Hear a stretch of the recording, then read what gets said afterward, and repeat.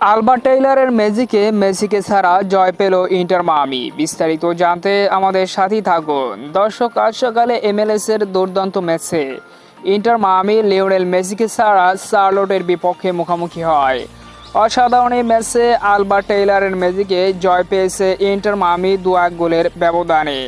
দুর্দান্ত এই ম্যাচের 30তম মিনিটে লেফট সাইড থেকে আলবার অসাধারণ বাড়িয়ে দেওয়া বল থেকে দারুণ ফিনিশে 30তম মিনিটে মায়ামিকে এগিয়ে নিয়ে যায় রবার্ট টেইলর।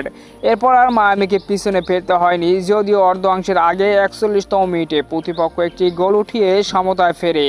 তবে দ্বিতীয়ার্ধে গোল বাড়াতে মরিয়া ইন্টার মায়ামি। একের পর এক আক্রমণ করো, গোল যখন পাচ্ছিল না, সবাই যখন ভেবিয়ে নিয়েছিল মেসিকে ছাড়া ডোরো নিয়ে মাঠ ছাড়বে ইন্টার মায়ামি, তখন শেষ সময়ে গ্রিসের অসাধারণ ক্রস থেকে দারুণভাবে ফিনিশ করেন কর্মসূচি 86তম মিনিটে এবং এগিয়ে যায় ইন্টার মায়ামি 2-1 গোলের ব্যবধানে। শেষ পর্যন্ত মেসিকে ছাড়া আলবা টেইলর কর্মসূচির ম্যাজিকে 2-1 গোলের ব্যবধানে দারুণ জয় পেল ইন্টার মায়ামি। অভিনন্দন মায়ামিকে, শুভকামনা রইল পরবর্তী ম্যাচের জন্য।